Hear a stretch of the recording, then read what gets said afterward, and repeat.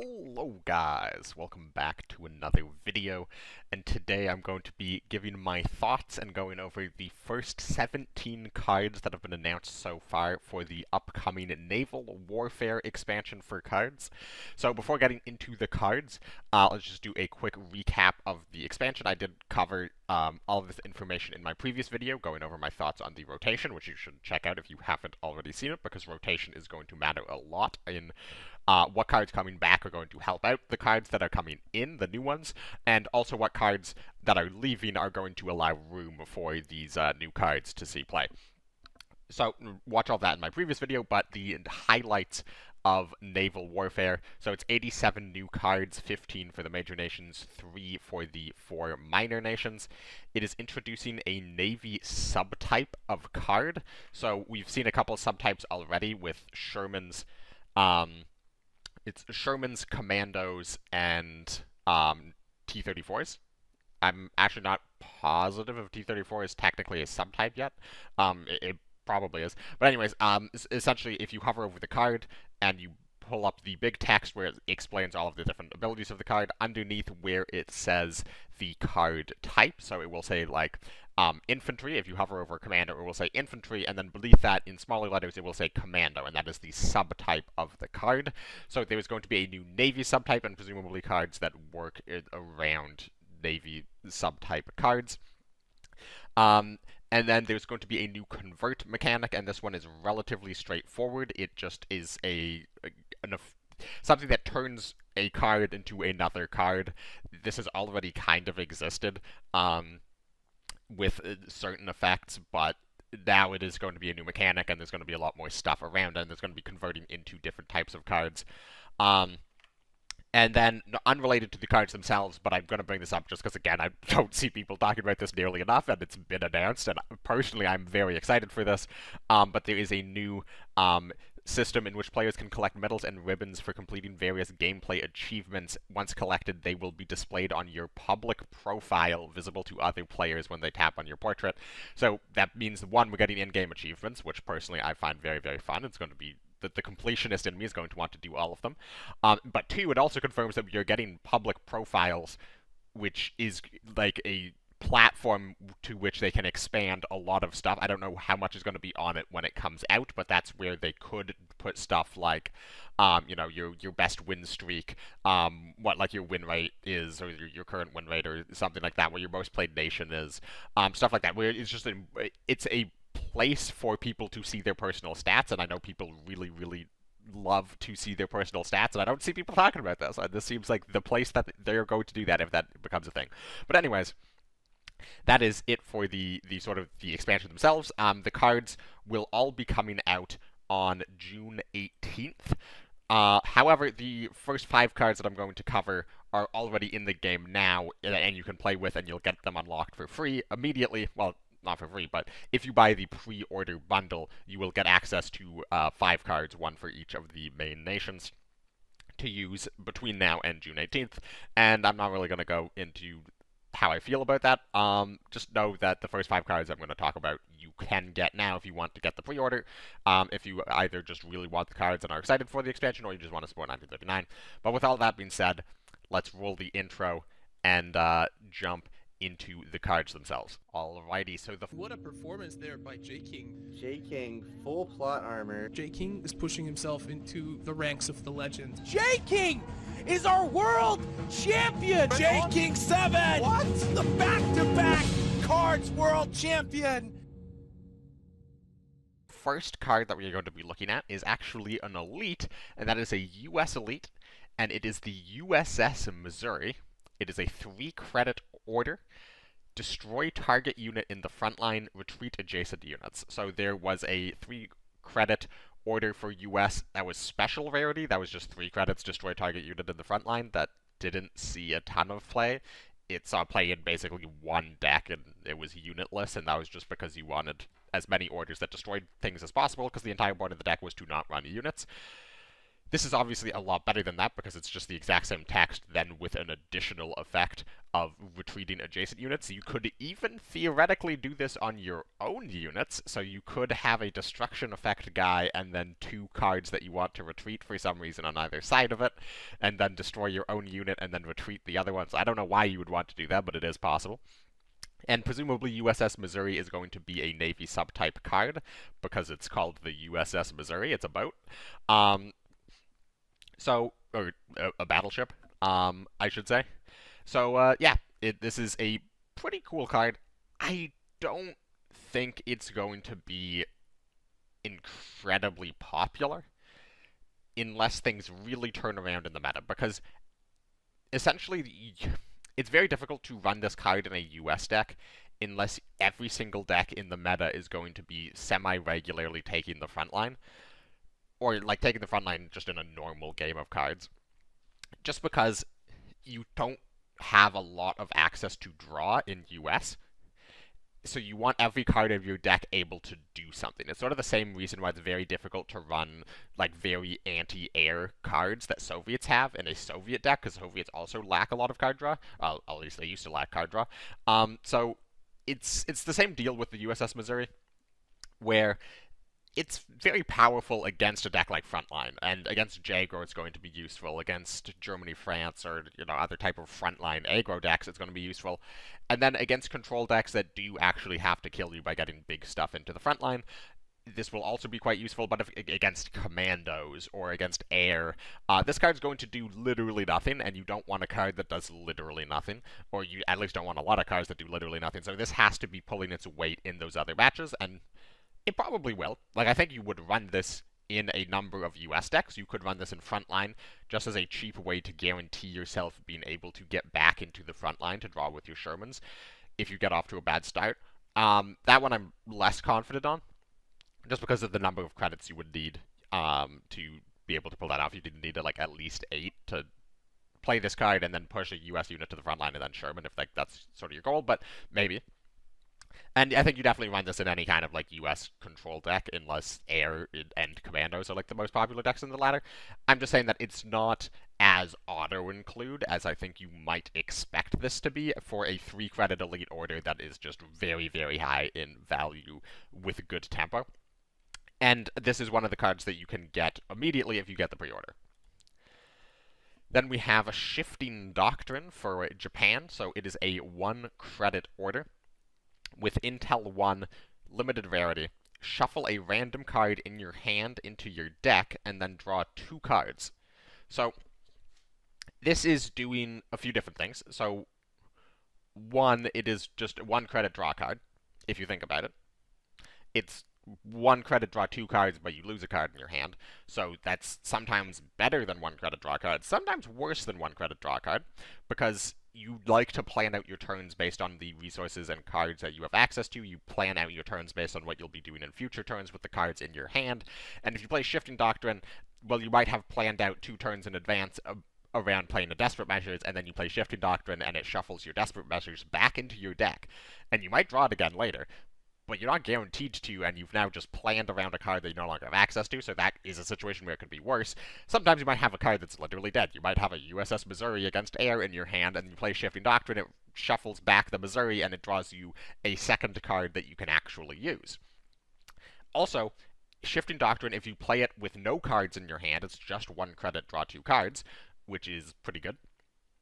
So this is, does it challenge expansion? Probably not in just a regular Jaegro deck, but it's maybe something you could run 1 or 2 of on top of expansion in a regular Jaegro deck, because also it can shuffle back expansion if you don't have the front line. And then it's just a 1 credit, draw 2 cards. Kind of. And that's very good. But I also want to point out 2 other things on this card that are potentially interesting. One is the word Intel, and that is because in the rotation we saw Japan getting back a couple of their Intel cards, specifically Redeployment and Scouting Party, so the 2 of Japan's 4 Intel cards that have ever existed. Half of them were rotated, and now both of them are coming back, and we're getting this, and we will see later down the line the card that was just revealed today, so it'll be, I think, the last card that I talk about in this video, is going to be an Intel support card, so it looks like one of Japan's themes for this expansion is going to be Intel, which is going to be very interesting, and this is a 1 credit draw a card, trigger all of your Intel stuff, which is a very good rate in an Intel deck, because, man, we have been playing redeployment and long-range recon in an Intel deck, which is basically 4 credits Intel do effectively nothing. So, yeah, it's a very powerful card in that. But the other thing I want to point out is it says Shuffle on it, which there's a couple other cards that say Shuffle in Japan. Like Take Liberty, shuffle 4 cards, or shuffle both players' hands into the deck and they both draw 4 cards.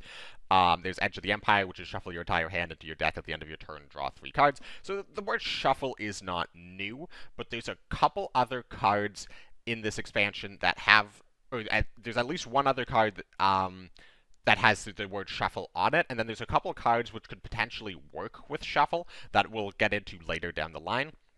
And also, they're bringing back redeployment, which could be because redeployment has Intel on it. It could be because redeployment has shuffle on it. So, shuffling your deck could actually be a relevant thing if you're trying to get a specific card off the top of your deck, or getting a specific card to the top of your deck, or at least trying to get a specific card to the top of your deck.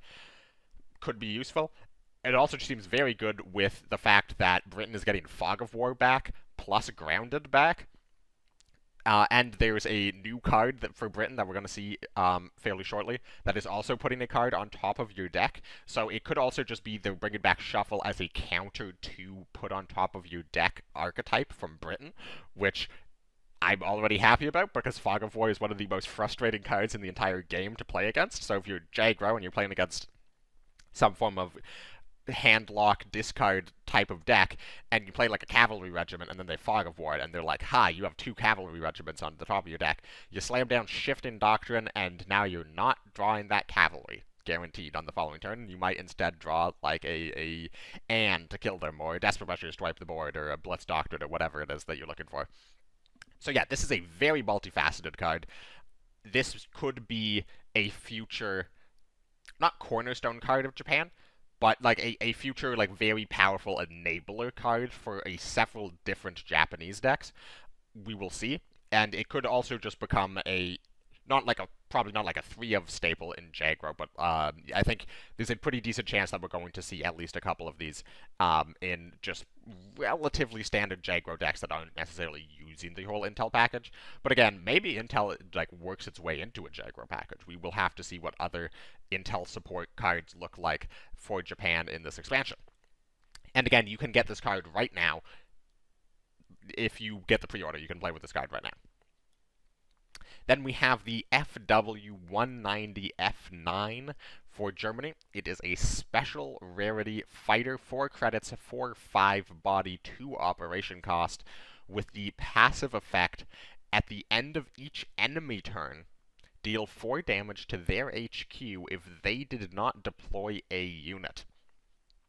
So this is a potentially very powerful effect. Now, how often do you deploy a unit? There are some decks where you're not deploying a unit fairly often, particularly against commandos. They very rarely play units. The commando deck right now has like 6 units in it. I guess more because you can develop into them, and some of them run number 9 commando, but you're not running a ton of units in commandos. However, the issue with FW is they will probably be able to kill it after a turn. It's not like it has smokescreen, and, you know, it's a 4/5 fighter for 4. Like, if you're playing this in, like, a Jagro deck, your opponent's already going to be saving their hard removal for, like, a Dragon Slayer or, like, a buffed up 35T off of a Panzer Grenadiers. It's not like they're not gonna have removal, so even if they can't remove this immediately, or they don't want to remove this immediately because they're saving their removal for something more effective, they'll probably just play a unit. Like, it's very difficult to imagine a world where you're consistently triggering this in an aggro deck. That being said, you might still run it in an aggro deck just because it forces your opponent to have to play a unit when they might prefer to play a Void Clear that wipes out other things but not the FW because they don't want to take 8 damage. Because if this triggers, you take 4, and then it means it's still alive on Void and can attack. So you're realistically taking 8 damage if this ever triggers, and, you know, they're going to do everything in their power not to do that, whether that's playing a unit or removing this immediately. Now, where this card, I think, has a lot of potential is in the aforementioned Handlock deck, where if you can, for a turn, leave them with no cards in hand and no draw, or no cards in hand and you know the card that they're drawing is an order, or something along those lines, then you can play an FW and it's guaranteed to trigger, and that's going to allow a handlock deck, a hand attack style deck, to end out the game very, very quickly with this type of card. So I actually think this card has a lot more potential in a discard deck. Now the question is, do you need it? Like, is this to win more? And that will matter on what the meta's looking like. If there's a lot of stuff that has decent comeback potential, like a Soviet Italy control with front formation and like buy the sword to draw a bunch of cards if you try to go wide to end the game, then Handlock probably does want a card like this that's going to just end out the game very, very quickly. But if the entire meta is like, you know, no draw Jagro decks, and it's like, okay, well, if their hand is empty and they have no units on board, and you know the card they're top decking isn't a unit, you've won the game with or without FW. And in that case, why would you just not put in like another piece of removal or another piece of healing or something else other than FW to make the deck more consistent and to try to reach that situation? So how good this card is, I'm not sure. I think people will definitely try it out. I think it will come up fairly often, and you might lose games to it, but I don't think this card is particularly broken. Again, it is just more of a threat in other decks, and it's a... I mean, decks always have threats, and this isn't particularly difficult to remove. And also, it's not particularly difficult to not take the 4 damage from the trigger. So, yeah. And again, this is one of the cards that you can get immediately if you get the pre-order. Then we have Extended Barrage, and oh boy, you better believe I have been playing a lot of this card. This card is absolutely broken. I think that this is probably the best card that's been revealed so far in the set at Naval 17. And I know that we've only looked at 4 of them so far, so that's not really saying a whole lot for you if you haven't been following all of the card reveals in the Discord, but this card is incredible, and let me break it down why. So it is a 2-credit Soviet limited order. Deal 6 damage to target unit. Lose 2 credits at the start of your next turn. So this is kind of similar to Overload in Hearthstone, if you've played Hearthstone. And so it's essentially a 4-credit deal 6 damage to a target unit, which if you compare to things like, say, Firebomb, which is 4 credits deal 5 damage, but obviously has the extra effect that sometimes it can turn into an AoE, kind of, it's like, okay, this seems on rate. 4 credits for 6 damage seems on rate. But there's a couple things to remember when you're breaking down that type of card. One, the rarity. This is limited rarity, so you can run 3 of these, and oh boy, you are going to probably want to run 2 or 3 of these. The second thing is what nation it belongs to, and this belongs to Soviets. And the thing about Soviets is they love their hard control, or like their hard, well, they love their hard control, and they love their hard removal in their control decks. But the number one weakness that Soviets have always had is their inability to get rid of air units effectively. Now, they have certain things, like they have Burning Sun, not Burning Sky. They have 52k, and people have run these before. And obviously they have cards like Depths of Winter that can affect all units regardless of type, and they have Strategic Focus that can hit air units specifically. And those are all fine, but Desperate is rotating. But they've never really had an effective, cheap, just removal order that can hit air units, because their cheap removal orders are basically Hammer. And Hammer does not hit air units. It's very specifically only ground units. And that has not stopped people from running Hammer. Hammer is still a fine card. Well, wouldn't you want a Hammer that can kill an air unit? And also, it's the fact that this isn't actually 4 credits deal 6 damage. It is 2 credits deal 6 damage, and then you spend those other credits on the following turn. Which is a very, very big deal, because that means that against an aggro deck, say it's turn 4, and they slam down a Dragon Slayer, and then also they put like 2 Type 94s into the front line and hit you in the face. And now they are threatening 10 damage on board. Well, if this was 4 credits, you could kill the Dragon Slayer and take the 4 damage on the following turn from the Type 94s. And that's assuming there's no Type 93 or Blitzkrieg or whatever. In this case, what you can do is you can do Bloody Sickle, Bloody Sickle, Extended Barrage for 2 credits, you remove the entire board, and then on the following turn, instead of having 5 credits, you have 3 credits, but also your opponent lost their entire board and wasn't able to put out any damage. So it's actually very, very good. You're taking the loss on the following turn, you're taking the credit loss on the following turn to have a greater tempo on that turn, and tempo is good. Like, tempo is the most important thing in the card game. And particularly for Soviets, because Soviets can typically outvalue most decks. Value has never been an issue for Soviets. The issue for Soviets is tempo. So this is a tempo card that can also hit the #1 weakness in the Soviet class. This card is absolutely bonkers. And I've already been playing this a ton on ladder, because again, this is one of the cards that you can get with the pre-order, and because I'm in internal testing, I got the pre-order. So this card is actually nuts. I've put this into Soviet Italy, I've put this into Soviet Britain. This card is absolutely nuts. Definitely craft this card if you like playing Soviets. It's insane. I can't understate how good this card is for the Soviet class. And again, what's really good about the type of card like this is, like, it's not going to be like a card that you're necessarily going to complain about in the conventional sense. Like, it's not a card that's going to kill you. It's not like a Blitzkrieg. It's not like something like a close air support where it's like, oh, it's like, you know, it's turn 3 and they have like 3/5 units on the board. How is this fair? Extended Barrage feels fair to play against, but it just feels so good to play with. And that's a really good type card. Now let's get on to the last pre-order card, and this is Chain Home, a 3-credit limited order for Britain, with a very interesting effect. I don't think it's a particularly good effect, but it's an interesting effect. And its effect is change the attack of a friendly unit to be equal to its defense. It fights a random enemy unit.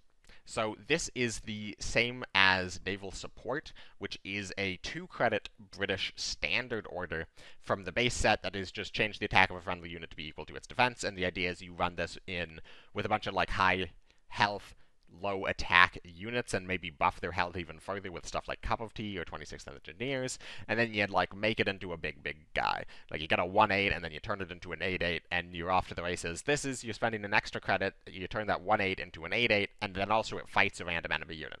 So it's basically just like a higher tempo Naval Support, which makes this better than Naval Support, but Naval Support is awful. So a better Naval Support doesn't really mean a whole lot. I think this is too slow for something like Air, where you might turn a Swordfish or a Gladiator into a 3/3, and then also hit a unit for 3, and like 3 credits, give a friendly unit +2 attack, and deal 3 damage to an enemy unit. It's not terrible, but the problem is that your unit also takes damage in the fight, and also if you like play it on a bomber, the bomber wouldn't otherwise take the damage in the fight, and there's a decent chance it dies, and also the fight is a random unit, so if they have a lot of units, you're not even necessarily guaranteeing the kill on something, or you're not guaranteeing that your unit will live afterwards. And then you could try to use this in like a new deck, like a garrison deck, or like some other, like, you know, high health, low attack deck that's going to have a lot of high health, low attack units to play Chain Home on, but again, if your deck's like if you play like a garrison deck, you have a bunch of 0/3s and a bunch of 0/5s, and your opponent's going to go wide, and your deck is going to be trying to pin all of their stuff and slow them down, but not necessarily remove all of their stuff. So it makes Chain Home kind of useless, because they're going to have a really wide board, so you're like very unlikely to hit the unit you want to hit with Chain Home, and also you're not getting them to the front line, which means you're not actually going to be like using this to pressure. Yeah, I'm not that impressed by this card, but it's cool. It's cool. And that brings us to the end of the cards you can get from pre-order. Everything else you see, starting with Defend the Empire, all of this stuff is going to be available for everybody on June 18th, when the expansion goes live, and you'll be able to either craft them or get them from Naval Warfare packs. So Defend the Empire is a 1-credit standard French order, and again, the minor nations are only getting 3 cards, so those 3 cards have to very effectively define the archetype for the minor nations for this set. So what is one of the 3 French cards, or one of the 3 cards that France is getting? Well, it's a 1-credit standard order. Draw the top non-French card of your deck, then shuffle your deck. this is one of the things that makes me think that shuffle is going to be a thing. Because why would you, if this is just 1 credit draw a card and shuffle doesn't matter, this is like 1, just a pretty mid card, and 2, just a terrible card to print for France, which is getting 3 cards. Like, this is like the most nothing burger of a card if shuffle doesn't mean something. So this is why I'm saying I think shuffle is going to mean something. Now, what that's going to mean, I don't know. We'll have to wait and see more cards. But this does sort of fit other stuff in France's theme. France has had the all like non-French cards. There's like for every non-French unit you control, get additional attack guy. There's the pull the top non-French unit from your deck, Western allies. So non-French is a familiar sort of theme within the French set, and 1 credit draw card, it's not bad. It's absolutely not bad. The issue with 1 credit draw card is you want to run it in combo decks. If it doesn't affect the board, you're probably not going to want to run that in non-combo decks. And if you're running it in a combo deck, my question is, what is the combo with French ally? That would make this better. So, again, I think this card is absolutely useless unless shuffling your deck is relevant, either to do something proactive with your cards or to do something to negate the effect of your opponent's cards. Like, if your opponent is putting specific cards on top of your deck, then shuffling might be very, very good. And if you get something when you shuffle, or you're trying to shuffle cards into your deck to the bottom of your deck, or whatever it is, then this could be good. So 1 credit shuffle, it's an enabler, a very cheap enabler, and you draw a card. Basically, just the question comes down to, is shuffling your deck worth playing this card? So, like, if you compare it to the other 1 credit draw cards, like you have for Freedom, which is 1 credit draw card, give a unit +1/+1. +1/+1 is not nothing. It can help you trade up, it can help a unit survive, it can help put on pressure. That is a very good card that you will want to run in any US deck. If you like a Bloody Sickle, draw card, deal 1 damage to a unit and your HQ, okay, that's removal. It's very cheap removal. You can use it to damage a unit for some of the damage effects, or remove a 1 health unit. It's very good. So 1 credit draw card, shuffle. How is shuffling going to compare in power and relevancy to +1/+1 on a unit, or 1 damage to a unit? I think we're too far. Too early to say, but I'd say just keep an eye on this card as we sort of see how relevant shuffling is going to be. Then we have another Intel support card for Japan, and oh boy, this card is kind of insane.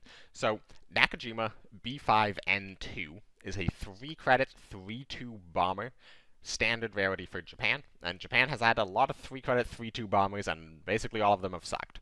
So what does this one do different? Well, first of all, it has smokescreen. So this is immediately comparable to the 3 credit Aichi, which is a 3 credit 3/2 bomber with smokescreen that gets +2 attack for every other Aichi you control, and that card has basically never seen play, because it is not that easy to get other Aichis on the board, and it's fairly easy to deal 2 damage to a smokescreen bomber. So where does this succeed where Aichi fails? And the answer is absolutely yes. So this is gets +1/+1 when you play a card with Intel, and it keeps the smokescreen.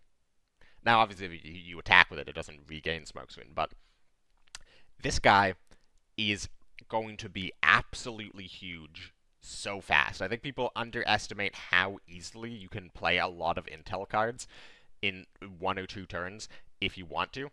So, like, just turn 5, you play Nakajima, you play the 51st Recon, the 2/1 Intel guy, and then you play Shifting Doctrine to shuffle, to draw a card, and trigger an Intel. And now you have a 5/4 smokescreen bomber.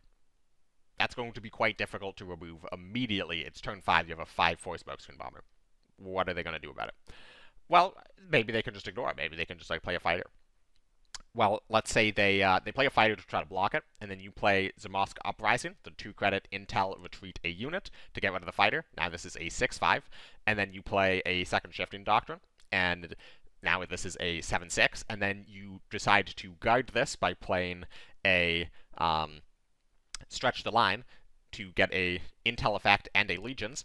Now this is an 8/7, and it's guarded, and you removed their fighter, and it's turn 6, and then you hit them for 8 with the 8/7 bomber, and it doesn't have smokescreen anymore, but it doesn't matter because you have an 8/7 bomber on turn 6 and it's guarded and you bounced it. Like, this guy is insane, and it's a standard.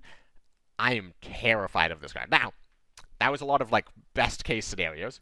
Worst case scenario, you play this card on turn 3 because you have nothing else to do, and then it immediately gets hit by, like, a Through the Breacher. It dies, like, accidentally to a Crossfire, or something else. Or you play this card, you buff it up to like an 8/7, but you don't have the credits to attack with it, but you're like, hey, it's an 8/7, it's probably safe, and then it gets hit by like a Dagger Strikes, or it gets suppressed back to a 3/2.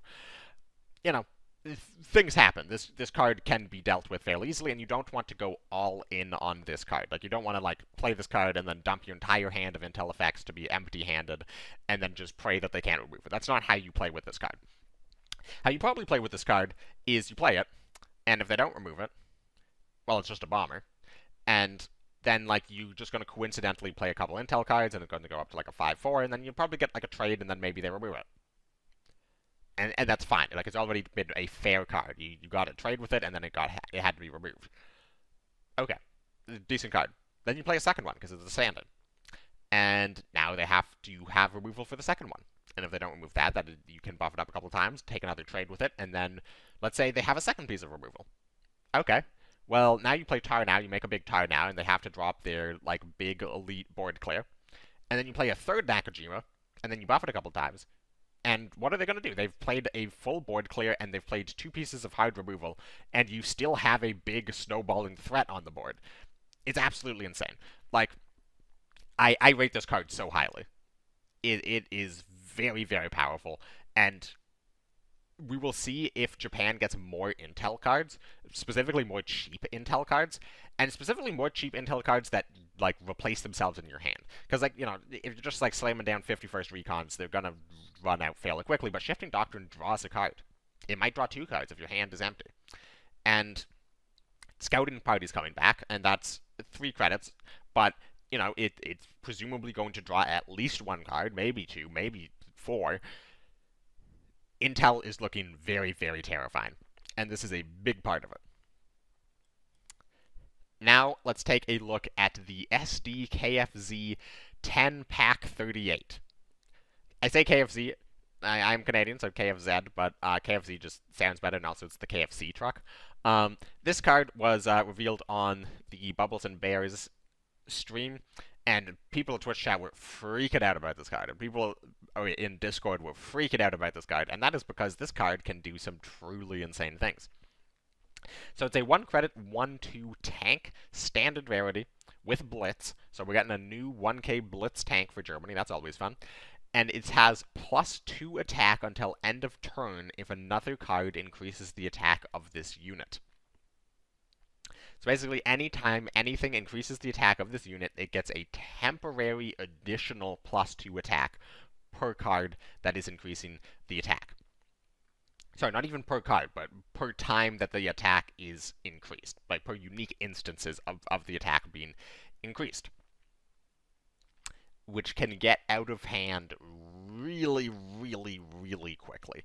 So, let's say you play this. Like, let's say, turn 1, you play KFC. Like the KFC in the game now, the one that gives adjacent units +1 attack. Turn 2, you play this guy. So it comes down next to the KFC. So it comes down as a 1/2, and then gets +1 attack from the KFC to a 2/2. Then it gets +4 attack, or 2 attack from this getting extra attack from the KFC, so it goes to a 4/2. Then you play Greif to reduce the operation cost of your 2 units to 0. And then you push the KFC. And then you push the KFC, the other KFC. And this goes when it loses the adjacency. It loses the +1, but it does not lose that +2. So now it goes down to 3 attack, and then it regains the +1 when you push up the other KFC. So it goes back up to 4, and then because it's getting its attack increased again, it goes up to 6, and then you hit your opponent in the face for 7 damage on turn 2. And then on the following turn, you play Blitzkrieg, and it's +3 attack on both units. The KFC had a resting 2, and then it gets an additional 2. So that is 10 plus 11 on the KFC, and that is an 11 damage attack on turn 3. So now it is turn 3, and your opponent has 2 health. That is what you could do with this card. Now, obviously, that is best case scenario, that your opponent's not really responding to anything you're doing. They're not playing threats. And the issue I see with this card is you have to build your deck around it a lot if you want to consistently do crazy stuff like that. Like, you're going to have to be running stuff like Combined Arms and, like, Triple Blitzkrieg, and you're warping the deck around it so much that I feel like your win rate is going to drop off in exchange for your consistency of doing crazy stuff with this specific card going up. Because normally when you build a deck, you don't want your deck to revolve around a single card. And that's kind of the case if you try to fully build a deck around this. But a 1-2 Blitz body is fine. This is, if you're not buffing its attack, this is substantially worse than Panzer, right? But it's fine. And the crazy thing, though, and I think this is going to be the most relevant thing, not saying that this isn't going to see play in a German aggro deck. I'm just not convinced that a German aggro deck is going to be particularly good. And also, support column got rotated, and that's good, because this card would be absolutely cracked with support column. But the thing that I think is going to come up the most often is getting this card off of Blitz Doctrine in a Contest Doctrine deck, or just, you know, any control deck that's just running Contest Doctrine for value. Picture this. You've triggered 2 Contest Doctrines in this game. It's like turn 12, it's a control mirror, you're against Soviet control, you're playing like Brit Germany control. You've triggered 2 Blitz Doctrines, and you have 2 packs in your hand. The KFZ pack. You have 2 of them in your hand, 2 Contest Doctrines up, you got the 2 of them off of Blitz Doctrines, you're not running them in your deck. You play it, and it's a 1-2, and then it goes to a 2-3 from the first Contest Doctrine, and then it goes to a 3-4 from the second Contest Doctrine. Then it goes to a 5-4 because it gets 2 temporary attack from having its attack buffed from the first Contest Doctrine. And then it goes to a 7-4 because it gets an additional +2 attack temporarily from having its +1/+1 from the other Contest Doctrine. So for 1 credit, you have played a 7-4 Blitzer. And then you play a second one with your second credit. And then you spend 2 credits operating the Meech, and for 6 damage, you have burst your opponent for 14 off of developed cards. That is going to be insane. And again, obviously that's like best case scenario. You trigger both Doctrines, you get both packs, and you save them until you can hit your opponent for 14. But just like an ordinary game where, like, you know, you get a Contest Doctrine relatively off relatively quickly, you get the pack 38 off of the Blitz Doctrine, and you play it with just 1 Contest Doctrine active, and it comes down as a 5-3. Or sorry, a 4-3. Like, just a 1 credit 4-3 Blitzer is very, very good. And obviously the attack is temporary, but you can use it to trade off immediately and get just a ton of value. You can use it to start putting your opponent under pressure. It's just a crazy, crazy card, and it's like, if they just outright said, you know what, this card is being removed from the pool of Blitz Doctrine, I wouldn't even complain. I'd be like, okay, good. Yeah, this card is going to be absolutely nuts, but probably less nuts in the decks that play it outright and more nuts in the sort of the Contest Doctrine decks. But again, maybe this brings back the likes of a Germany-Finland that is running Doctrines in a much more aggressive deck, and you are also outright running 4 of the pack 38s, and then you get 2 additional chances of developing them off of Doctrines, and it just turns into an absolute clown fiesta really, really quick if you can trigger the Doctrines early. Maybe that'll be good enough. I think that's like the most likely situation where this card is going to be run. Then we have Old Hares, which is a 2-credit German order for a standard rarity, and it is target infantry or tank gets +5 attack until end of turn. So this is just a big wombo combo finisher card. Obviously this works with the pack 38, so if you play it, it's actually 2 credits +7 attack, and that's insane. The issue with this card is if you're not playing it on a unit with Fury, it's pretty bad. Like, it's better than Honor, I suppose. But also nobody really plays Honor. So yeah, I'm outright. If Hummer did not exist as a card, I would say that this card sucks. The issue is Hummer does exist as a card.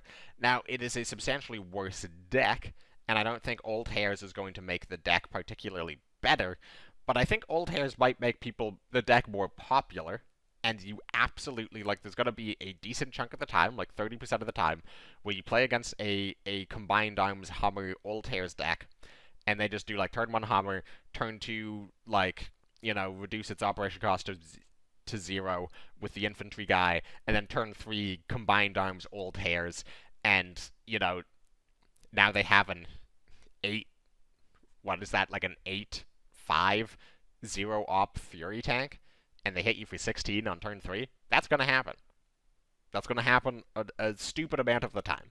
But it's not going to happen often enough if you play the deck that makes it a great deck, but it might be enough to just make it a dumb deck that you see on ladder a annoyingly large number of the amount of the time. But otherwise, it's kind of pack filler. It's like pack filler that's going to ruin your day, like, at least twice a week. Then we get to HMS Belfast, which is presumably also a Navy card. And this is a 4-credit order for Britain. And it says, put a unit on top of the owner's deck. Shuffle the deck if there is a Navy card on top of your deck. So, this is a pretty weird card. And again, we see the shuffle coming back in there. We see the on top of your deck coming in there, like putting the cards on top of decks, I mean, coming in there. And we see Navy coming in there for the first time. So this is the first card that says if something is a Navy card. And it's specifically if there is a Navy card on top of your deck, shuffle the deck where you put the unit that you target with this order. This is like a bit of an enigma of a card, if I'm going to be completely honest. Because the one way to look at this is just 4-credit Grounded. Because Grounded, which is being brought back, and we're not sure if it's going to be changed or not yet. This makes me hope it's changed, because it would be hilarious if they just brought back a card from rotation. Like, they brought it out of reserve, and then also just printed a, like, hilariously better version of it in the same expansion. But this is essentially just 4-credit Grounded. If you only read the first sentence on the card, just put a unit on top of its owner's deck. Grounded is 5 credits, put a unit on top of its owner's deck. Actually, Grounded might even be enemy units only. Not positive, because no one's played the card before. And that is fine. Like, it's not great, because with Fog of War, the reason Fog of War is insane is because it puts 2 copies on top of their deck. And the great thing about 2 copies is you play it on a bad unit, or just a unit that you're able to control, and it means their next 2 draws are that unit. So you are limiting their next 2 turns, so it's actually buying you a turn effectively. Whereas if you just put the unit itself on top of the deck, it's still buying time. It's not terrible, but it's just a lot less effective than Fog of War, and I don't know if you would want to run this on top of Fog of War. As just a 4-credit, put a unit on top of its owner's deck. Now, you can play this on your own unit. Like, you can do something like Wellington, attack face, HMS Belfast, Wellington on top of your deck to slow down your fatigue, and also, like, to get the blitz off of Wellington again, or, something like that. That's probably never going to come up. So 99% of the time, you are going to be playing this on your opponent's unit. And it says, the second sentence, shuffle the deck if there is a Navy card on top of your deck. Now, this is weird, because, first of all, can a Navy card be a unit? Like, what are Navy cards? Because if you play this on your unit, does it count the top of the top of your deck before or after you put the unit on top of the deck? If you're playing it on yourself, I would imagine after. Which means that to shuffle it, you would have to target a friendly Navy unit if there are Navy units. But again, I don't know if Navy can be a tag on a unit on the board. And if you're playing against the opponent, is shuffling their deck a good thing or a bad thing? Because if you're playing this on a bad unit, like if they're front line and they're playing a Greyhound to the front line and you're trying to deny the Sherman draw, you play HMS Belfast on the Greyhound, they redraw the Greyhound again, it doesn't really matter, it's a 1/3 blitzer, and they are not drawing a Sherman. But if you're playing against something like, I don't know, like a Soviet control and they play Machi and they hit you in the face for 5, and you're at 5 health, and you don't want them to draw Machi again, and you play HMS Belfast, and it puts Machi on top of their deck, and then their deck gets shuffled, so the next card they draw is like an 845th. Well, now you're happy, because you just shuffled the really big scary card out of just into their deck, and that's a lot better. So the shuffling is sometimes good, sometimes bad, but the weird thing is that the thing that decides whether it shuffles or not is if there's a Navy card on top of your deck, which makes me wonder what type of cards are that we are going to get that control what is on top of your deck. Is it going to be cards that let you see what's on top of your deck? Is it going to be cards that put cards from your hand on top of your deck? Is there going to be cards that move a card from your deck to the top of the deck? We will have to see. Well, I can already tell you that there is one card later down in this video that is going to potentially work with this. But again, it's very interesting, the question of, do you want to shuffle or not? And does that make it better or worse than the just grounded effect? Obviously, the card's better than grounded because it's cheaper. But again, just we have more shuffle stuff. We're getting to see Navy stuff, but the picture is still very fuzzy as to what it actually does and accomplishes. Then let's take a look at a British countermeasure. It is a 2-credit standard countermeasure. And it says, counter an enemy order, then convert it to plan, and return it to hand. So this is the first convert card I think we've seen. And it converts it to plan. Now, what is plan? Plan is a token order that is a 2-credit draw card. Now, what I mean by token order is it's not a card. It is not collectible. You can't open it from a pack. You can't put it into your deck. It is just a predetermined 2-credit draw card. End of sentence. It's not the Intel draw card section 2A that you can get off the Polish stuff. It is just 2 credits draw card. So how good is HMS Sceptre? And also presumably HMS Sceptre is again going to be a Navy card because it's a boat, or specifically a submarine. Well, okay, so countering an enemy order is pretty good. And you don't want them to do it on something cheap, which is why Ultra is kind of hit or miss, because if you float 3, they're going to be much more likely to just check for Ultra by playing something cheap in their hand, like a cheaper order that they care less about losing. But even if that is the case, losing any order is going to be good. Like, Ultra is never bad if they trigger it. It's bad if they don't trigger it, but it's never terrible if they trigger it, because at worst, they lose a card, you draw a card to replace that card. So they essentially just lost a card, and then, like, at absolute worst, if they played, like, a Duress, you're down 3 credits. Now, how does this compare? Well, 1, it is 2 credits, so it's a lot easier to hide. You are going to pass on 2 credits without a countermeasure a lot more frequently than you're going to pass on 3 credits without a countermeasure. So if you pass on 2 credits and you have HMS Sceptre and you are holding it up, your opponent is less likely to play around it. Also, Ultra is an elite, and it is a card that's been in the game for a very long time, and people like to play it. So if you slot on 3, they're probably more likely to play around Ultra just because they think it's more likely that you play it than HMS Sceptre. Like, assuming that HMS Sceptre doesn't become super popular, and based on the track record of the last, like, 6 standard rarity countermeasures that Britain has gotten, nobody is going to play this card. Because we had the Close Call and Lure, and now HMS Sceptre, and I think there was another one in there, and then obviously we got Doubting System back. There's a lot of counter order cards that Britain has. I guess they lost Close Call now. But again, how good is giving them a plan to counter their order? And I think the question comes down to what type of deck are you playing this in? What type of deck are you playing it against? But I think, generally speaking, yes, giving them a plan is worth countering their order. Because they have to spend the credits on the order that they play, and then they also have to spend the credits on the plan, and then the net effect is they have stayed even on cards. Now, obviously, you have lost a card to accomplish all of this, and you have spent 2 credits, but the odds are that your opponent has spent more credits in this entire process than you have. So you are basically spending credits to waste your opponent's time, and spending credits to waste your opponent's time is pretty good. in a resource denial deck where you are trying to slowly strip them of their hand. So think about this. If you're playing like a discard deck that's full of MI5s and Fog of Wars and Wolf Packs and maybe U375s or whatever,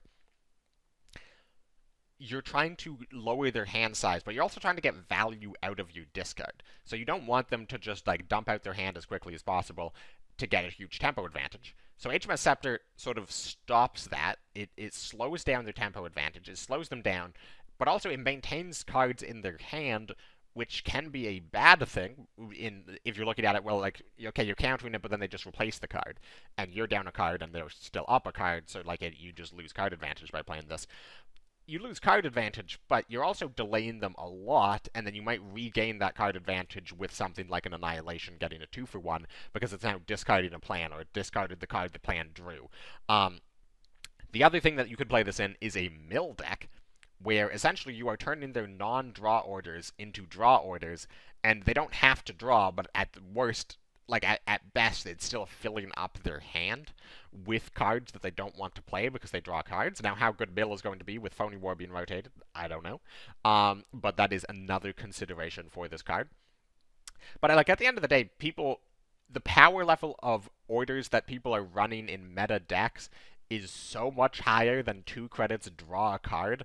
You're probably fine countering virtually anything that you were going to be seeing in a reasonable deck, except for like maybe Commandos, that's going to be running like a lot of lower impact orders just to trigger stuff.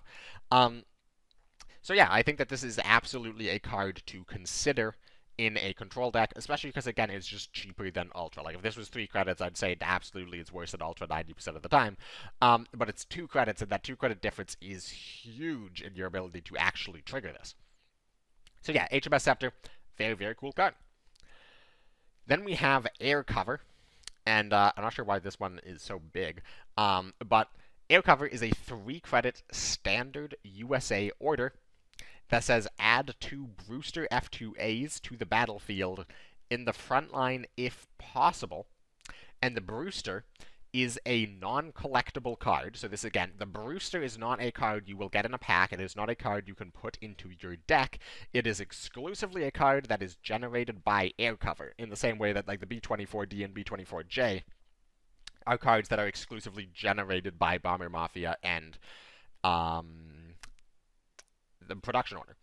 So what is a Brewster? Because obviously 3 credits get 2 Brewsters is going to be good exclusively based on how good Brewster is. Well, Brewster is a 1-credit, 1/2 fighter that has +1 attack well in the front line, which is very, very interesting because that is generally not where you want to put your air units. So this is just a very, very interesting card. Just off the bat, it is spawning fighters in the front line, which is, well, it can sometimes spawn in the support line. And that's already odd, and the fighters want to be in the front line. So it doesn't have immediately great Britain air synergy. But it does have actually really good US synergy, because you're spawning US units in the front line, and that is what a frontline type of deck wants to do. So let's evaluate this.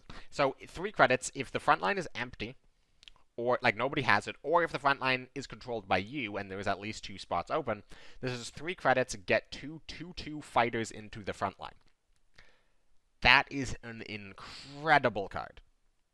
That card is insane. Like, that card is, like, obviously, it is insane for a 3-credit card.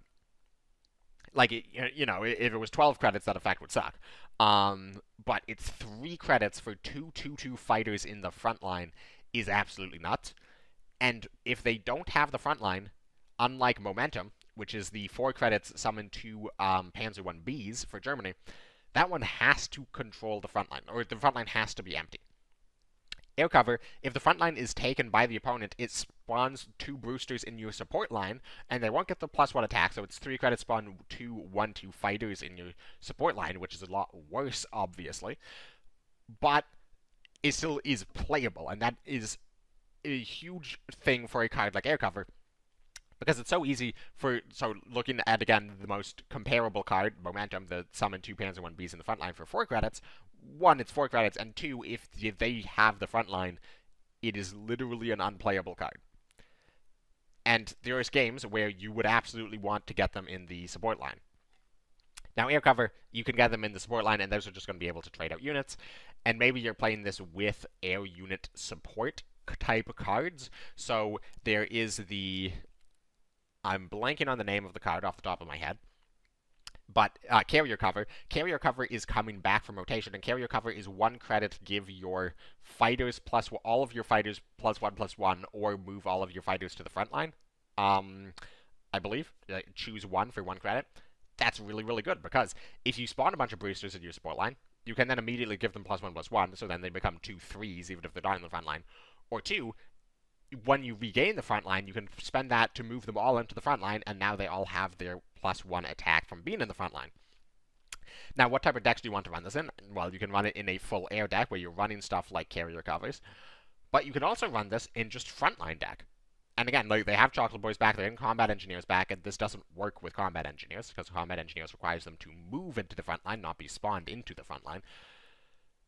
But you can still just play this in a frontline deck. You play, you know, in turn 1 Chocolate Boys, turn 2 35T, you trade out a unit that they played, you take the front line, they kill the 35T, but the front line remains empty. Turn 3, you play air cover, you get 2 units. Your opponent's probably not removing both of them on turn 3, and then you slam it down Sherman on turn 4. And, you know, it doesn't matter that it's a fighter, you can still use them with Blitzkrieg. Like, if you start the turn with 2 Brewsters in the front line, and then you push up like a Greyhound and a 35T, and you slam down Blitzkrieg, like, you're still getting them for 19. Like, you know, this is just an incredibly powerful card. Like, this is one of the best cards that US has gotten in years for any type of more tempo-oriented deck. Obviously, Production Order and Bomber Mafia is another conversation.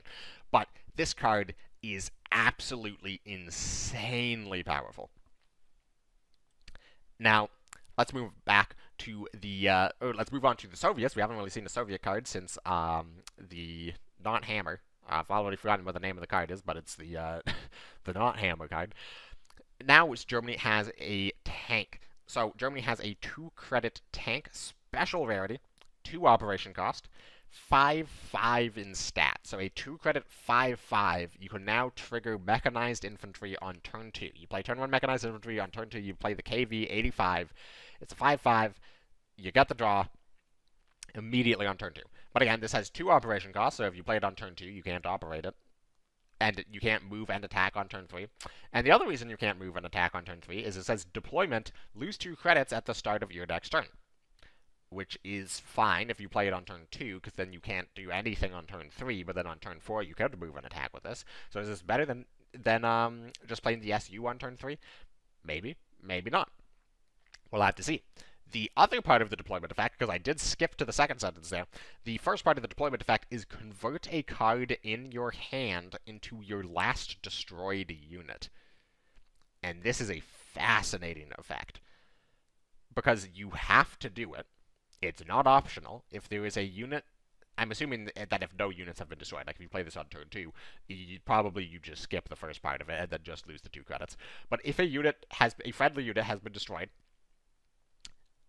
in this game, you have to convert a card if you have a card in hand. If you don't have a card in hand, nothing happens. Like, again, you don't just add the card to your hand if your hand is empty. When you play this, there's nothing to convert, so you skip the convert part and you'll move on to the lose 2 credits part.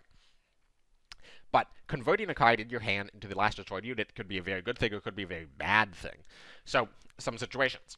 One, you're in a situation, you have like the elite T-34 in your hand, and, you know, you're going to use it next turn to absolutely destroy your opponent, blow them out of the game, win the game, on the spot with this guy, and you slam down the KV-85, and then you realize, oh wait, that T-34 in my hand is the only card in my hand, so now I have to convert it into the last unit that died, and oh boy, the last unit that died is like a light infantry. And now you've been forced to turn your elite T-34 into a light infantry. Obviously, you've made a lot of mistakes leading up to that moment. But there is a situation where you have a very useless card in your hand. Say you have the Missouri against air.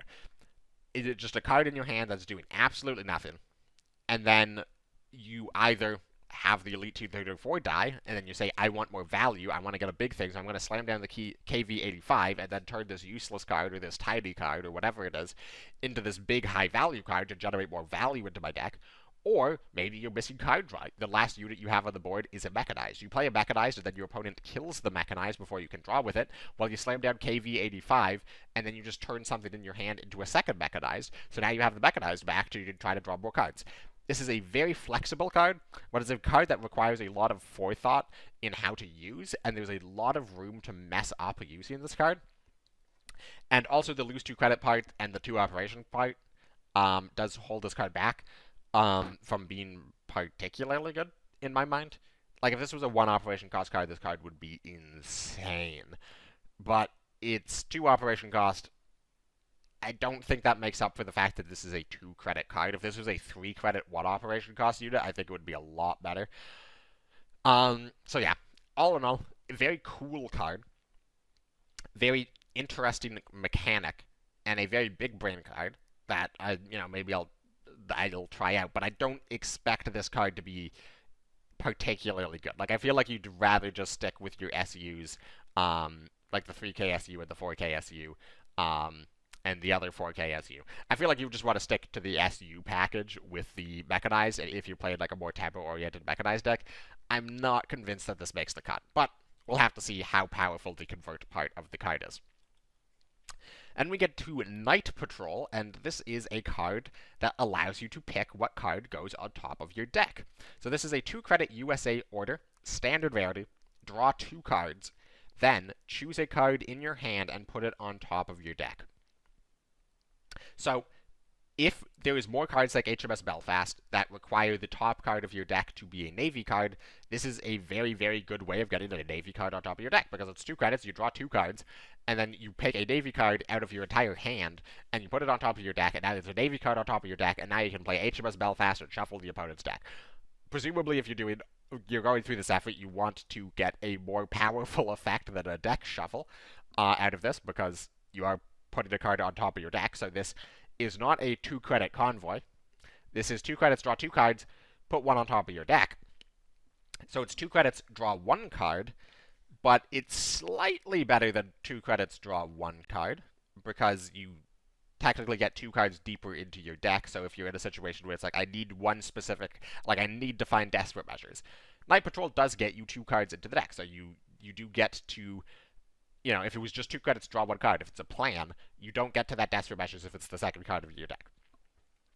However, this card is not particularly great if you are not using the fact that you are putting something on top of your deck effectively.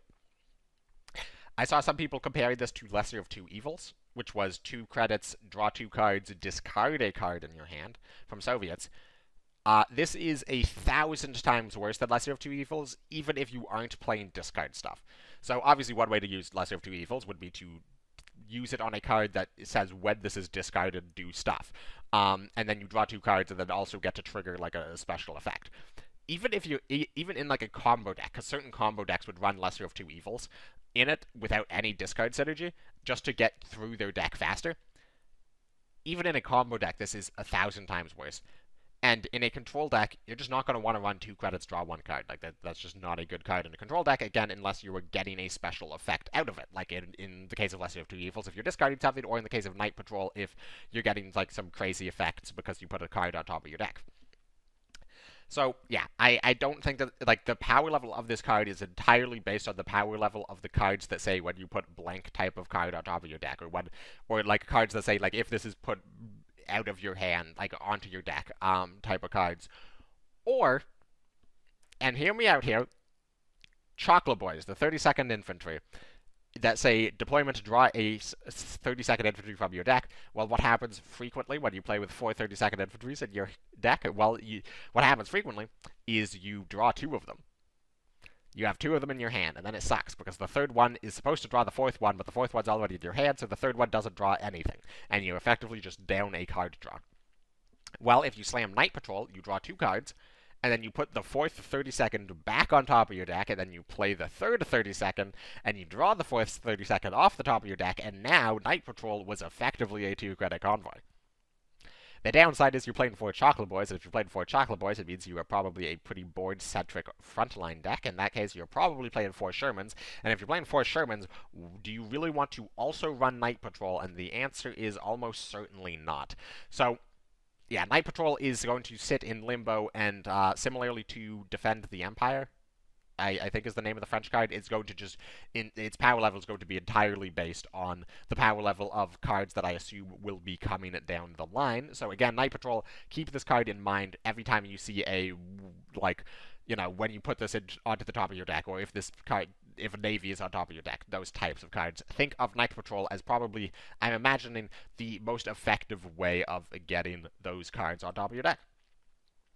Then we get to the Mosquito B Mark IV and the Mosquito F Mark II, and this is an interesting card to explain because it doesn't work like any other card in the history of cards, and this is going to potentially be quite confusing to a lot of players the first time they see this. So, what is Mosquito B Mark IV? Now, unlike, like if we go back a couple cards to Brewster's, so Air Cover. You see down here, you can see the standard rarity on Air Cover. Air Cover is a collectible card that you can open in packs.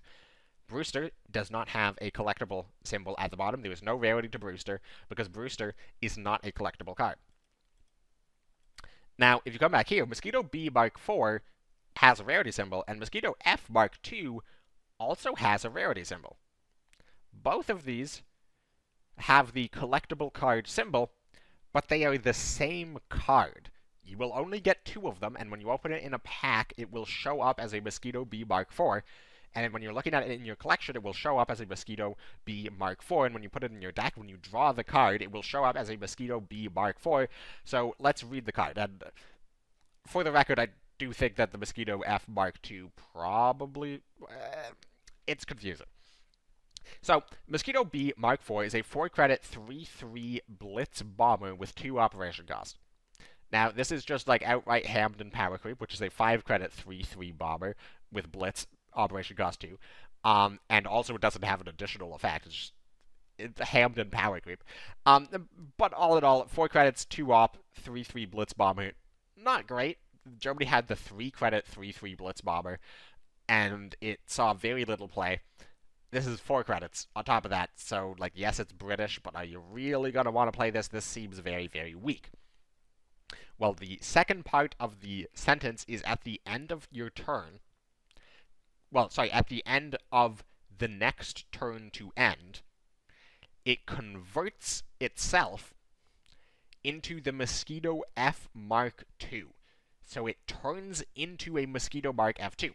And the Mosquito Mark F2 is the card on the right of the screen, and that is a 4/4 ambush fighter with 4 credits, 2 operation cost, but it converts onto the board. So you play the Mosquito, and then you attack with the Mosquito, you attack with the Blitz thing, you hit the HQ for 3 damage, and then it turns into a 4/4 ambush fighter that the opponent has to deal with on their turn. They don't get to kill the bomber for free, they have to deal with an ambush fighter.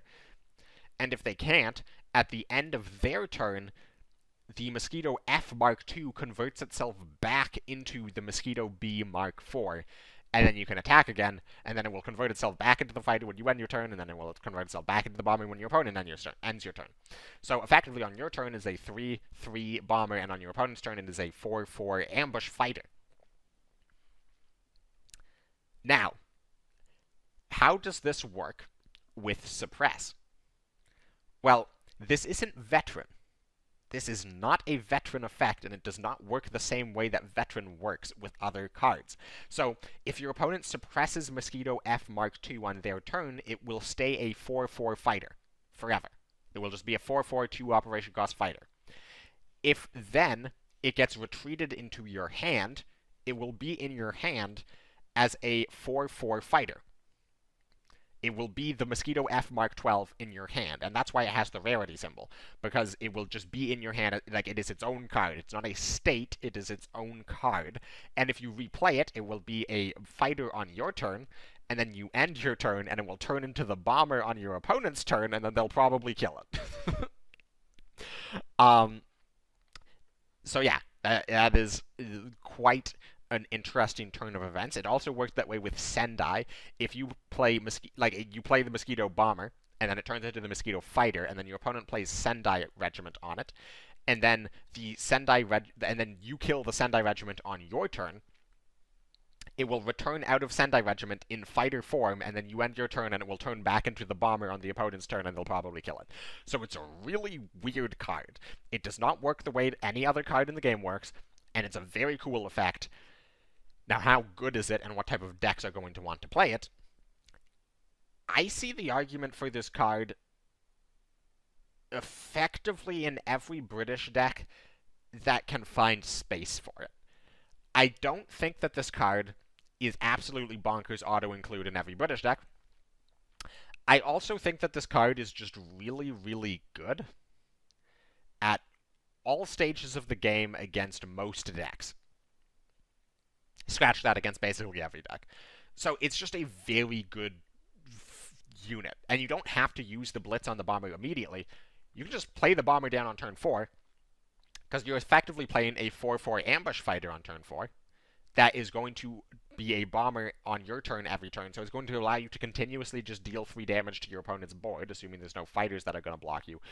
And the opponent, if they try to remove it, it's basically a 4/4 ambush fighter with a guard. Like, it's a 4/4 ambush fighter with a huge target on its back that, like, must be removed immediately, and if it's not removed immediately, it's going to be just continuously dealing damage to them. This card is very, very good. You can use this in an air deck. Now, it doesn't really work with buffs, because every time it gets converted, it would lose any buff that you applied to it, so it doesn't really work with, like, close air support. But, like, you can definitely just use it in an air deck with other type of air cards. Like, you know, the Wolves of Tuscany will buff it, or whatever it is. This will count towards Regia Aeronautica. And just in a control deck, you can use the bomber to keep, like, you know, removing your opponent's units, use it as removal. In an air deck, you can use it more aggressively and keep using the bombers to get past guards and hit the opponent in the HQ. This is just a very, very powerful card, but again, I don't think it's, like, so insane must remove breaks the game that you just, like, start every British deck by putting in 2 Mosquitoes and say, okay, what else do I put into the deck? I don't think it's that good. Like, I think there's definitely a world where you're like, well, I kind of want to run it, but, like, I'm just running other cards that are doing other things. Like, I'm running more guards because there's a lot of Jagro about, or something like that. Like, yeah, and I think that's a very cool space for this card. This card is fascinating, and I'm very excited to play with it, and I'm sure a lot of people are going to report, like, fake bugs with this card because they don't understand how it works, and that's entirely valid because this card does work very confusingly when you look at how other things work. Then we have the 2 elites that were just revealed today, as the day that I'm recording this, and that is, the first one is a German elite. It is the number 4 Fallschirmjäger. It is a 3-credit 4/2 Blitz Fury Infantry, elite rarity, 1 operation cost. I think I said that. Deployment, choose a unit in hand with a cost of 2 or less, set its cost to 0, and that's the card. So how good is this card? I saw some people saying that this is effectively a 5 credits worth of cards on turn 3. Well, that is accurate. I don't think that is entirely a helpful way of looking at this card. Because if you play this on turn 3, a 3-credit 4/2 Fury, you effectively ignore the Blitz because you're not actually using the Blitz. So a 3-credit 4/2 Fury Infantry for 3 credits is a terrible card that no one would ever run. So, yes, you could then get a 2-credit card in your hand to play out for free, but you still lost the card that you played this with.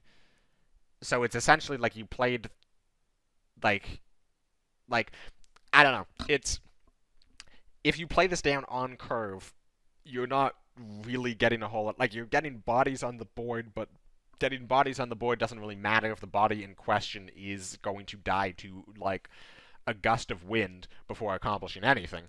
And you essentially just played, like, a 2-credit card, and then you, with your remaining credit, you played just a crappy card. Like, would you play a 1-credit 4/2 Fury Infantry with 1 op cost? Yes, but exclusively because you can play it on turn 1. If you could only play it on turn 3+, would you play a 1-credit 4/2 Fury Infantry? Absolutely not. Now, it does have Blitz, so if you play it on turn 4, now we're talking, but then you're not, like, getting those, 5 credits of value on turn 3. If you play this on turn 4, and you can trade it off immediately, now we're talking. Because it does have 4 attack, and that there are some relevant 4 attack synergy stuff. The issue I have, though, is the 4 attack synergy stuff deck doesn't typically run a lot of 2-cost units. And it is specify a unit. You can't use this on, like, a countermeasure or anything. Now, like, maybe you could run this, like, in a control deck, where you play this out on turn 4, you slam it down, you trade into your opponent's unit in the front line, because you're playing a control deck, so of course your opponent has the front line. And then with the 2 credits, you discount the off-clong, and you play a free off-clong to get another unit on the board and develop a countermeasure that's going to be useful down the line. But then, like, didn't you play the off-clong on turn 2? And, like, you're probably not running that many 2-drops and 2-drop units in a control deck. Well, a control German deck, I should say. So yeah, I'm not super hyped on this card. I think this card is pretty bad. I mean, it's scary, but, like, are you playing this in a Heinz deck? Like, on turn 4, you could play this, push it to the front line, play a 0-cost 35T, push that to the front line, and hit your opponent for 2. And then if your opponent can't remove them, you are threatening 19 damage with Blitzkrieg, and you already dealt 2 damage, so you effectively kill them in 2 turns. On turn 4. Or turn 5. The issue is if your opponent can't put down a guard or deal 2 damage to a unit in the front line on turn 5, and you have Blitzkrieg, you're going to win the game 1,000 other ways. Like, that game is over. I don't know. I am not particularly big on this card. It might see play just because a 4-attack Blitzer could be relevant in Germany because of the 4 attack stuff. I highly doubt it. And really all this does is makes a second really bad elite Fallschirmjäger for Germany. Because obviously Germany has the 2-credit Fallschirmjäger, which is also an elite and also says Blitz and Fury, and that one's just a 3-2 Blitz Fury. You can play them together. You can play this Fallschirmjäger to reduce the cost of the other elite Fallschirmjäger. Yeah. Unfortunately, this card, I think, is a bit of a stinker. But at least it's a stinker in a more playable way than other stinkers, like the veteran boys for Germany, for example. Then we have Thunder Division. And oh boy, does Thunder Division slap. So Thunder Division is a 6-credit, 6/6 guard elite unit for Japan. So already, 6 credit for a 6/6 guard. How good is that? The stat line to compare it to would be Grenadier Guards, which is a 5/9, so obviously 6/6 is a lot worse than 5/9, but that's a vanilla. So the question is, does this effect make up for, like, the missing stat, so to say, like, or you're missing 2 stats. So does this effect make up for the 2 stats that you are missing when compared to Grenadier Guards? And absolutely hell yes, because the effect is whenever you play an intel card, all of your other units, and other is important here, does not buff itself, all of your other units get +2/+2. This card is insane if you are playing a deck with a lot of intel cards. Now, it's a bit of a win more card, because it's expensive to use. It's 6 credits minimum, and then you also need to play intel cards on top of that, and then you'll also probably need to have units on board already to get the maximum amount of value out of this, and your opponent is probably going to be ready to remove this the second it hits the board, so you can't really play it on turn 6. And if you play it on turn 7 with, like, a 1-cost intel card, you get a 1 buff, and then it gets removed. Now, if you get a single buff on, like, 2 units, this card's already probably insane in value. If you get anything past, like, +4/+4, and I don't mean +4/+4 on everything, I just mean +4/+4, like +2/+2 on 2 units, this card is absolutely nuts. So how often are you going to be getting that? Well, let's look at what Japan has to offer for intel. Well, in terms of orders, they have Shifting Doctrine, the new 1-credit intel card, and that is incredible, because it's 1 credit, draw a card, trigger intel stuff, and as we've seen with Nakajima and now Thunder Division, intel stuff is going to be insane, on top of, like, the Legions and the Tarnow. And, okay, well, what else does Japan have? Well, Japan has redeployment. That one's a bit of a stinker. 4 credits do effectively nothing intel. They have long-range recon, which is 4 credits, effectively do nothing intel. So also another stinker. Then they have scouting party. Or scouting mission? Why am I suddenly blanking on the name of that card? Anyways, I think it's Scouting Party. Scouting Party is a 3 credits summon 2 33rd recons, which is the 1/2 when it takes damage, draw a card. Intel, and the Intel triggers after. So if you play Thunder Division and Scouting Party, you are getting 2, 3, 4 33rd recons on top of the +2/+2 on your other units, on top of triggering the Intel on your Tardao or your Nakajima, or your Legions already on the board. That's insane. There's also the 51st Recon, which is the 2/1 Intel destruction, deal 1 damage to all enemy units. That is just a 1 credit Intel dude, so you play that with Thunder Division, and it comes down as a 4/3, and it's just a cheap trigger, an additional unit trigger. And if you're playing an Intel deck, then obviously Poland is your ally, so what does Poland have? Well, Poland has some cheap Intel stuff, like Zermowsk Uprising, the 2 credit retreat Intel. They have the Orzel, the 1 credit Intel, the card in your opponent's hand costs 4 to play. They also have Hold the Line, which is it Hold the Line or Stretch the Line. Stretch the Line. They have Stretch the Line, which is the 2 credit summon a Legions Intel for equal to the number of Legions you have. That in fact counts as an Intel card, because this is the same wording as Tarnow, and that works with Tarnow. So then you are effectively, it's a 2 credit, you get a 5/5, and +2/+2 to all of your other units. Basically what I'm trying to say is, if Legions can get to a healthy credit number, like if Legions can get to 7 credits, 8 credits, and have any type of board, or be not dead on board, they are going to pop off. And if you are a control deck, and you are giving them the time and space, remember, they're doing this on top of 2 Tarnows, and on top of the Nakajimas, so they're going to be, like, threatening you with, like, 8/7 bombers, and you have to get through the 8/7 bombers, and then they're going to create a huge board of Tarnow, and, like, cycle through their entire deck, and you have to deal with that, and then they're going to play a second Tarnow, and you have to deal with that, and then the remnants of whatever that second Tarnow board is up, then you're going to slam down Thunder Division, and just start buffing all of your units into oblivion. Intel looks incredible. Now again, this is entirely moot if